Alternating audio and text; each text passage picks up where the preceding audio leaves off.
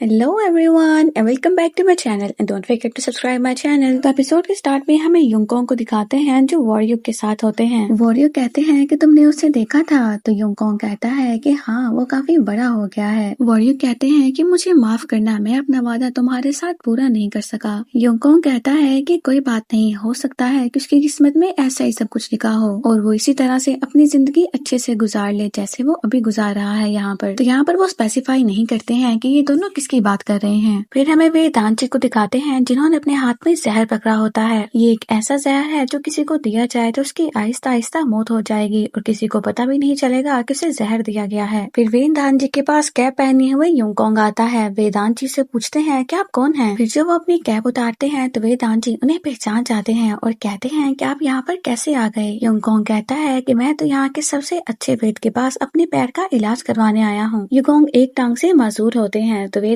जी कहते हैं कि पोलियो का मर्ज लाइलाज है। अगर इसका वक्त रहते इलाज ना किया जाए तो बाद में किए जाने वाले इलाज का कोई फायदा नहीं होता। युगोंग कहता है कि शायद यही वजह है कि आज तक मैं ऐसे ही चल रहा हूँ। और फिर यहाँ पे हमें पता चलता है कि युगोंग और कोई नहीं बल्कि महाराज के भाई होते हैं, लेकिन एक टांग से माजूर होने की वजह से उन्हें निकाल दिया जाता है। शाही खानदान से भी उनका नाम मिटा दिया जाता है और उन्हें महाराज नहीं बनाया जाता। फिर वे दानजी उनसे पूछते हैं कि आप यहाँ पर क्यों आए हैं। युगोंग कहता है कि आज के फंक्शन में वॉरियर लू तुम्हारी बेटी को महल ले गया था और मुझे लगता है कि क्वीन जीसू उसे मारना चाहती है। आंजी कहते हैं कि ये बात तुम मुझे क्यों बता रहे हो। तो युगोंग कहता है कि बस तुम ये समझ लो कि मैं अपना पुराना कर्जा उतार रहा हूँ। फिर हमें योंगशिल और उसके मंत्रियों को दिखाते हैं। सभी आपस में बातें कर रहे होते हैं कि होरांग ने अपनी परफॉर्मेंस को इतने अच्छे से दे दिया है। हर तरफ इन होरांग की ही बातें हो रही है और उन लोगों ने तो महारानी को भी खुश कर दिया है। और मैं तो पहले से ही कह रहा था कि उनके इंस्ट्रूमेंट्स के बजाय उनके हाथ पैर तोड़ दो। योंगशिल कहता है कि होरांग मास्टर तो मेरी सोच से भी ज्यादा होशियार निकले हैं। दूसरे मंत्री कहते हैं कि महारानी ने सुकमियों को होरांगरे भेजा है तो हमें भी अपने किसी आदमी को होरांगरे भेजना चाहिए। फिर भी होंग बेनरयू के साथ होता है और उससे कहता है कि तुमने ये सब कुछ आज ना किया तो कल तो तुम्हें करना ही पड़ेगा और तुम ये हर किस मत सोचो कि तुम योंगशिल गुरु के बेटे हो तो सब कुछ तुम्हें ही मिल जाएगा। अगर हम दोनों ने उनकी बात ना मानी तो हम कटी हुई डोर की तरह हो जाएंगे। तुम ये बात भूल जाओ कि मैं तुम्हारा पिता हूँ और योंगशिल से भी तुम्हें माफी मांगनी होगी। फिर वो जाने लगते हैं तो बेनरयू कहता है कि असल बात तो ये है कि मेरा कोई बाप है ही नहीं। योंगशिल गुरु मुझे एक्सेप्ट नहीं करना चाहते और जो मेरा असली बाप है वो मुझे ये बात भूलने को कह रहा है। फिर हमें ओक्टा का सीन दिखाते हैं। मैकचोन वहाँ होता है और बहुत खुश होता है। पाहु कहता है कि आप इतने खुश क्यों हैं। मैकचोन कहता है कि मैं खुश हूँ कि सबसे पहले मेरी पहचान आरो को पता चली है। पाहु कहता है कि वो इतने भी खूबसूरत नहीं है। वैसे क्या आपने ओक्टा की खूबसूरत लड़कियों को नहीं देखा? उनके मुकाबले में आरो का चेहरा तो मामूली सा है। मैकचोन कहता है कि ये सिर्फ तुम्हारी गलती है, औरतों के मामले में तुम्हें कुछ नहीं पता है। पाहु कहता है कि वो आपकी सच्चाई के बारे में जान चुकी है तो महारानी उसे इतनी आसानी से नहीं जाने देगी। मैकजॉन कहता है कि किसी ने उसे हाथ लगाने की भी कोशिश की तो मैं उसे जान से मार दूंगा, फिर वो चाहे वॉरियर लू ही क्यों ना हो। फिर हमें बेनरयू को दिखाते हैं जो इवो और शिन के साथ होता है। इवो उससे पूछता है कि क्या म्यूजिकल इंस्ट्रूमेंट्स तुमने ही तोड़े थे, तो शिन उसे ना कहता है कि नहीं ये नहीं कर सकता। इतने में वहाँ पर खांगसांग आता है, शिन से गिलास लेता है और उसे पी जाता है और बेनरयू से कहता है कि वो काम तुम्हें करना चाहिए था, अगर वो काम तुम कर लेते तो मैं बीच में ना पड़ता। बेनरयू को ये सुनकर बहुत गुस्सा आता है। फिर जूयोन को दिखाते हैं जो सूहो से कह रहा होता है कि तुम इतने यकीन से कैसे कह सकते हो कि बेनरयू ने ये काम नहीं किया है। सूहो कहता है कि वो बेवकूफ जब भी कोई उल्टा काम करता है तो अपने होंठ चबाने लगता है और मैंने उसे देखा था लेकिन उसने ये काम नहीं किया है। तो जूयोंग भी सूहो की तारीफ करता है। इतने में ही हांगस्योंग कहता है कि अजीब है, इसका इतना तेज दिमाग है लेकिन इसे कुछ भी याद नहीं। तो जूयोंग हांगस्योंग का मुंह बंद करता है और कहता है कि तुम चुप रहो बेवकूफ। इतने में वहाँ पर सुयोंग आती है, अपने भाई को देखती है तो बिना कुछ बोले वापस चली जाती है। सूहो कहता है कि ये मेरी बहन थी ना, तो हांगस्योंग कहता है कि अरे मैं भी तो वही कह रहा हूँ। उसे बात बताने वाला होता है तो जूयोन फिर से उसे चुप करवाता है। सूहो कहता है कि वो आई थी तो वैसे चली क्यों गई और आखिर उसने हाथ में क्या पकड़ा हुआ था। और फिर धीरे धीरे करके सूहो को सब कुछ याद आने लगता है और आखिर में उसके सामने बेनरयू का चेहरा भी आ जाता है। सूहो कहता है कि मैं उस चूहे को मार डालूंगा। बेनरयू को दिखाते हैं जो गुस्से में कमरे से बाहर आता है तो सुयोंग उसका हाथ पकड़ती है। उसे देखकर बेनरयू शांत हो जाता है। सुयोंग उसे रूम में लेकर आती है। सुयोंग ने बेनरयू का हाथ भी पकड़ा होता है और बेनरयू को देखने के बाद ही सुयोंग उसका हाथ छोड़ती है और फिर कहती है कि कल की परफॉर्मेंस बहुत अच्छी रही और तुम्हारा बहुत बहुत शुक्रिया। फिर उसे ड्रिंक देते हुए कहती है कि ये बहुत ही नायाब है तो तुम मुझे एक्सेप्ट कर लो। इतने में ही वहाँ पर सूहो आ जाता है और बेनरयू को मारने लगता है कि तुम्हारी हिम्मत भी कैसे हुई मेरी बहन को हाथ लगाने की। सुयोंग उसे देखती है कि ये कहाँ से आ गया और जो उसने ड्रिंक पकड़ी होती होती है वही सूहो के सर पे मारती है। सूहो बेहोश हो जाता है और बेनरयू को लेकर वहाँ से चली जाती है। जुयोन कहता है कि मैंने सोचा नहीं था कि इसका ये हाल होगा। हान सेयोंग कहता है कि हाँ बिल्कुल बेचारा। फिर हमें मोमयोंग को दिखाते हैं। आंजी उसे चेक कर रहे होते हैं और उससे पूछते हैं कि तुम्हें होरांग ग्रे में सब कुछ ठीक तो लगता है ना। मोमयोंग कहता है कि आप क्या जानना चाहते हैं, साफ साफ पूछें। तो आंजी कहते हैं कि आरो भी तो वहाँ होती है ना, तो वो कैसी है। मोमयोंग कहता है कि ये बात तो आप आरो से भी पूछ सकते हैं। आंजी कहते हैं कि तुमने सही कहा और मुझे तुम्हें अपने बेटे जैसा ही समझना चाहिए और अच्छा होता कि जो काम आरो का भाई करता वही तुम करते, तो तुम भी आरो के बड़े भाई ही बन के रहना। फिर आंजी, आरो और मोमयोंग खाना खा रहे होते हैं। आंजी कहते हैं कि होरांग ग्रे से बाहर तुम्हें कभी कभी ही खाना खाने को मिलता है, लेकिन हम लोग कुछ खास बना नहीं सके। तो मोमयोंग कहता है कि जो हमें रोजाना खाना मिलता है ये उससे तो बहुत अच्छा है। फिर हमें सूहो को दिखाते हैं जिसकी नेक बैंडेज हुई होती है। किम सियोक कहते हैं कि ये तुमने अपना क्या हाल कर लिया है और सूहो बस अपनी बहन को देख रहा होता है। किम सियोक कहते हैं कि मैंने सुना है कि बेनरयू पास हो गया है लेकिन तुम नहीं हुए, ऐसा क्यों? चलो ठीक है कि लिखने के टास्क में तुम फेल हो गए लेकिन बाकी कामों में तुम पास हो गए। मैं नहीं चाहता कि योंगशिल के सामने हम कमजोर पड़े। सूहो कहता है कि ठीक है और गुस्से से सुयोंग को देख रहा होता है जो कि अपना चेहरा दूसरी तरफ कर लेती है। फिर जब सुयोंग जा रही होती है तो सूहो उसे गर्दन से पकड़ लेता है और कहता है कि मुझे बताओ तुमने उस बेनरयू को क्यों बचाया? उसने तुम्हारी इज्जत पे हाथ डाला, उसके बावजूद तुमने उस शैतान को बचाया है। तो सुयोंग सूहो को पीछे करती है और कहती है कि उसने नहीं, मैंने उसकी इज्जत पे हाथ डाला था। तुम हमेशा आकर मुझे गर्दन से पकड़ लेते हो, मुझे तुम पर गुस्सा था और मैंने छोटा सा मजाक किया था बस। उसने भी होरांग के ही कपड़े पहने हुए थे तो मुझसे गलती लग गई और जब मुझे पता चला कि वो तुम नहीं हो तो मैंने सारा इल्जाम उस पे डाल दिया। तो अब तुम्हें समझ आ गई कि उसने कुछ नहीं किया था। और फिर सुयोंग वहाँ से चली जाती है। फिर हमें सभी होरांग को दिखाते हैं जो होरांग ग्रे वापस आते हैं। होरांग मास्टर सबकी बहुत तारीफ करते हैं और इस दूसरे टास्क में सबको पास कर देते हैं और कहते हैं कि अगले टास्क से पहले मैं तुम सब पर थोड़ा सा बोझ डालना चाहता हूँ। होरांग सिस्टर ने सिला के और भी नौजवानों को इकट्ठा किया होता है और इन सभी नौजवानों को होरांग का साथी बनाया जाता है। होरांग मास्टर डैंसियर और खांगसांग से उनका नाम पूछते हैं। उसके बाद वो पाहु के पास जाते हैं। देखते हैं कि ये तो काफी बड़ा है तो पाहु से पूछते हैं कि तुम्हारी उम्र कितनी है। तो पाहु कहते हैं कि मेरी उम्र 22 साल है। होरांग मास्टर उन्हें गौर से देखने लगते हैं तो पाहु कहता है कि हाँ जरा मैं दिखने में बड़ा दिखता हूँ लेकिन मैं इतना बड़ा नहीं हूँ। फिर एक होरांग को एक साथी दे दिया जाता है। होरांग मास्टर कहते हैं कि ये सभी तुम्हारे साथी होंगे, तुम किसी भी काम में इनकी मदद ले सकते हो और तुम्हें इन्हें सब कुछ सिखाना भी होगा। पाहु मैकचोन का साथी बनता है। मैकचोन कहता है कि तुम पागल हो गए हो क्या, तुम यहाँ पर क्यों आए हो? तो पाहु कहता है कि आपके साथ रहने का बस यही एक तरीका था। मैकचोन पूछता है कि तुमने अपनी उम्र कितनी बताई है? तो पाहु कहता है कि 22 साल। तो मैकचोन कहता है कि 10 भी नहीं, पूरे 30 साल कम बताई है। पाहु कहता है कि जी हाँ, वो मैं जरा दिखने में जवान दिखता हूँ ना। तो मैकचोन कहता है कि मैं तुम्हें क्या कहूँ। डैंसी मोमयोंग का साथी बनता है। तो सूहो और जोमयोंग कहते हैं कि तुम तो बहुत ही खुशकिस्मत हो कि डैंसी तुम्हारा साथी है। लेकिन हान सेयोंग को ये बात पसंद नहीं आती कि उसका भाई उसके साथ नहीं बल्कि किसी और के साथ है। खांगसांग बेनरयू का साथी बनता है। खांगसांग कहता है कि तुम्हें किसका इंतजार था? तो बेनरयू कहता है कि तुम्हारा तो बिल्कुल नहीं। खांगसांग कहता है कि मैं भी तुम्हें नहीं चुनना चाहता था लेकिन मुझे योंगशिल गुरु ने कहा था क्योंकि उन्हें यकीन नहीं है कि तुम कुछ अच्छा कर पाओगे। होरांग मास्टर कहते हैं कि गुरु अपने शिष्य को सिखाएगा और इन दोनों को एक साथ अपना काम पूरा करना होगा और फिर इन्हें घुड़सवारी करते हुए तीरंदाजी करनी होती है और सही जगह पर निशाना लगाना होता है। मोमयोंग डैंसी से कह रहा होता है कि अब हमें घुड़सवारी करते हुए तीरंदाजी करनी है, लेकिन ऐसा क्यों? हमें दो काम एक साथ क्यों करने हैं? हमें एक काम भी तो दे सकते हैं ना, या तो घुड़सवारी कर लो या फिर तीरंदाजी। डैंसी कहता है कि ये इसलिए है क्योंकि जंग में ऐसे ही लड़ना पड़ता है। मोमयोंग कहता है कि मुझे जानना है कि तुमने मुझे क्यों चुना है। मैंने सुना है कि तुम अर्धकुलीन हो और तुम हान सेयोंग के भाई भी हो, तो तुम्हें तो अपने भाई की रक्षा करनी चाहिए। डैंसी कहता है कि अगर मैं किसी और का साथी बनता तो वो लोग मुझसे अपने भी काम करवाते, लेकिन तुम्हारे साथ मुझे कुछ भी ऐसा नहीं करना पड़ेगा, इसलिए मैंने तुम्हें चुना है। क्या तुम्हारे लिए इतना जानना काफी है? तो मोमयोंग कहता है कि मैं भला तुमसे अपने काम क्यों करवाऊंगा, मेरी नजर में हम सब एक बराबर हैं। हान सेयोंग को दिखाते हैं वो आरो के पास होता है और बहुत ज्यादा उदास होता है। आरो कहती है कि तुम्हें क्या हो गया, आज तुम इतने उदास क्यों हो? मैंने सुना है कि होरांग के लिए जो साथी आए हैं उनमें एक तुम्हारा बड़ा भाई भी है, तो क्या तुम इसलिए उदास हो कि वो तुम्हारा साथी नहीं बना? हान सेयोंग कहता है कि मेरे दादाजी मुझे बहुत ज्यादा पसंद करते हैं और वो उतने ही ज्यादा मेरे भाई से नफरत करते हैं, लेकिन मुझे मेरे भाई से बहुत प्यार है और मुझे दुख है कि वो मेरा साथी नहीं बन पाया। लेकिन एक चीज की मुझे तसल्ली भी है कि वो मोमयोंग का साथी है, क्योंकि मोमयोंग तो एक अच्छा इंसान है, या फिर यूं कहो कि सबसे बेहतर होरांग। तो आरो कहती है कि क्या वो इतना अच्छा है? हान सेयोंग कहता है कि हाँ बिल्कुल, और इसीलिए मुझे खुशी है कि मेरा भाई उसका साथी है। फिर आरो बुक्स लेकर लाइब्रेरी जा रही होती है कि मैकचोन को देखती है। उसे देखकर ये अपना रास्ता बदलने वाली होती है, लेकिन उसे समझ नहीं आता कि वो कहाँ जाए और खड़ी हो जाती है। मैकजॉन कहता है कि क्या हुआ, तुम मुझसे नजरें क्यों नहीं मिला रही? क्या इसलिए कि मैं महाराज हूँ? आरो कहती है कि तुम पागल तो नहीं होगे, तुम ऐसा क्यों बोल रहे हो? अगर किसी ने सुन लिया तो क्या होगा? मैकजॉन कहता है कि यहाँ पर हमारे अलावा और कोई भी नहीं है। तो आरो कहती है कि इतने साल तुम बाहर रह के आए हो, लेकिन क्या तुम्हें पता नहीं है दिन में चूहे बातें सुनते हैं और रात में पंछी? तो मैकजॉन कहता है कि तुम्हारा मतलब है कि दिन में पंछी बातें सुनते हैं और रात में चूहे। आरो कहती है कि हाँ, इन सबसे क्या फर्क पड़ता है, लेकिन हमें महाराज जैसा लफ्ज नहीं बोलना चाहिए। मैकजॉन कहता है कि तुम लाइब्रेरी जा रही हो? तो आरो कहती है कि हाँ। तो मैकजॉन उसकी बुक्स पकड़ता है और लाइब्रेरी आने लगता है। फिर आरो की बातों से मैकजॉन कहता है कि ये वही एहसास है जो मुझे कितने सालों से नहीं हुआ है, एक ऐसे इंसान से मिलना जो जानता हो कि मैं कौन हूँ और तुम्हें मेरी फिक्र हो रही है और तुम जानती हो ना कि तुम मेरे लिए बहुत ज्यादा अहम हो। फिर सुयोंग और आरो बातें कर रही होती हैं। सुयोंग कहती है कि अगर मेरा भाई बेंड्रियो को हाथ भी लगाए तो तुमने मुझे फौरन आकर बताना है। आरो कहती है कि तुम ये जानकर क्या करोगी? सुयोंग कहती है कि मैं दीवार चढ़कर अंदर आऊंगी और अंदर आकर सुहो का खून पी जाऊंगी, मैं उसे मार डालूंगी, मैं अपने प्रेमी को बचाऊंगी। आरो कहती है कि मुझे तुमसे जलन होती है, तुम कितनी निडर हो, काश कि मैं भी ऐसी होती। तो सुयोंग कहती है कि अगर तुम ऐसी होती तो तुमने क्या करना था? फिर आरो उसे मोमयोंग और मैकजॉन वाली कहानी के बारे में याद दिलाती है। तो सुयोंग कहती है क्या तुमने उसके आगे से भी लिखा है? और आरो से पूछती है कि तुम्हें इन दोनों में से कौन ज्यादा पसंद है? फिर मोमयोंग और डैंची दोनों घुड़सवारी करते हुए तीरंदाजी कर रहे होते हैं। डैंची इसमें बहुत अच्छा होता है, लेकिन मोमयोंग बहुत बुरा। डैंची कहता है कि अगर तुम ऐसे ही खेलते रहे तो तुम तो हार जाओगे और तुम फेल हो जाओगे और फिर निकाल दिए जाओगे। मोमयोंग कहता है कि मैं चतुरशील हूँ, मैं नहीं निकाला जाऊंगा। डैंची कहता है कि मैं तो सोच रहा हूँ कि कोई नया गुरु चुन लूं और तुम 10 साल तक ऐसे ही प्रैक्टिस करते रहो तो हो सकता है कि तुम कुछ अच्छा परफॉर्म कर लो। मोमयोंग कहता है कि ये बहुत अच्छा तरीका है अपनी मीठी मीठी बातों से लोगों को जूते मारने का। डैंची कहता है कि मेरी तारीफ करने के लिए शुक्रिया। तो मोमयोंग कहता है कि मैंने तुम्हारी तारीफ बिल्कुल नहीं की, थोड़ी सी भी नहीं। आरो भी उन दोनों को देख रही होती है। फिर सभी होरांग खाना खा रहे होते हैं। सुहो बेंड्रियो से कहता है कि मैं तुम्हें अभी तो माफ कर रहा हूँ, लेकिन ये बात अभी खत्म नहीं हुई है। बेंड्रियो सुहो को खाना देता है और कहता है कि पहले चुपचाप खाना खाओ, इस बारे में बाद में बात करेंगे। हानचोंग कहता है कि वो लड़की नहीं फंसी थी, बल्कि फंसा तो बेंड्रियो था। सुहो कहता है कि चुप कर जाओ वरना मैं तुम्हारा मुंह तोड़ दूंगा। इतने में वहाँ पर आरो आती है। मैकजॉन उसे देखता है तो कहता है कि तुम यहाँ पर मुझसे मिलने आई हो ना? जुलियन मोमयोंग को बताता है कि आरो यहाँ पर आई है, तो क्या तुम मुझसे मिलोगे नहीं? तो मोमयोंग कहता है कि वो मुझसे मिलने नहीं आई। ये सुनकर आरो वहाँ से चली जाती है। फिर जब मोमयोंग तीरंदाजी के लिए जा रहा होता है तो आरो उसके सामने आती है और कहती है कि तुम ये सब क्यों कर रहे हो? मोमयोंग को आंजी की बात याद आती है कि तुम आरो के साथ उसके बड़े भाई बनकर ही रहना। मोमयोंग कहता है कि मैं तुम्हारा भाई बनकर रहना चाहता था, लेकिन तुमने कहा है कि तुम मुझे अपना भाई नहीं मानती। तो आरो कहती है कि इसका मतलब ये हो गया कि हम अजनबी हो गए और मैं चाहती हूँ कि तुम्हें रोज चोट लगे, तुम्हें तकलीफ हो और तुम्हारे साथ रोजाना ऐसे हो। तुम बहुत बुरे हो और मैं तुमसे नफरत करती हूँ। ये कहकर आरो वहाँ से चली जाती है। फिर मोमयोंग घुड़सवारी करते हुए तीरंदाजी कर रहा होता है और उसे हो नहीं रहा होता और आरो भी उसे देख रही होती है। और इसी दौरान मोमयोंग को चक्कर आते हैं और वो अपने घोड़े से नीचे गिर जाता है। आरो जल्दी से उसके पास आती है और देखती है कि मोमयोंग की धड़कन नहीं चल रही होती। आरो मोमयोंग को सांस देने लगती है और रोने लगती है और फिर रोते हुए उसे उठाने लगती है और कहती है कि मैं बहुत ज्यादा खुश थी कि तुम मेरे भाई नहीं हो, लेकिन अब ये सही नहीं है। मैं तुम्हें अपने दिल की बात नहीं कह सकी, लेकिन अब मुझे खुद से नफरत हो रही है कि मैंने अपने दिल की बात तुमसे क्यों नहीं कही। मैं कितनी मतलबी हूँ और मैं तुम्हारे बिना नहीं जी सकती, मैं मर जाऊंगी। तुम्हें देखने के बाद ही मैंने जीना शुरू किया था। जब मैं तुम्हें देखती थी तो मेरा दिल जोरों से धड़कने लगता था, मुझे लगता था कि मैं दीवानी हो जाऊंगी, लेकिन अब तुम मुझे ऐसे छोड़ के नहीं जा सकते हो, मैं कैसे जिंदा रहूंगी? तो मोमयोंग उठता है और आरो को किस कर देता है और फिर यहीं पर हमारा पार्ट कंप्लीट हो जाता है। See you in the next part.